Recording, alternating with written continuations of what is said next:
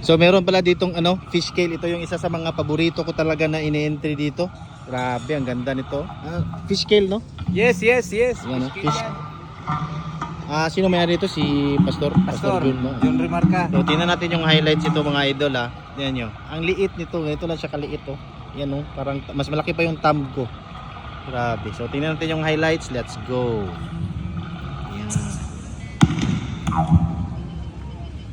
So pwede pala kayong mag-assemble ng fish scale ng ganito. Hindi naman to, sabi nila, hindi na daw ito wino-wire, nilalagyan ng wire. Trim lang ito. Tingnan natin likod. Yan oh. Ganda talaga. Gusto ko din mag-alaga ng fish scale ng ganito. Liit nito. Yan. Yun. Ganda oh.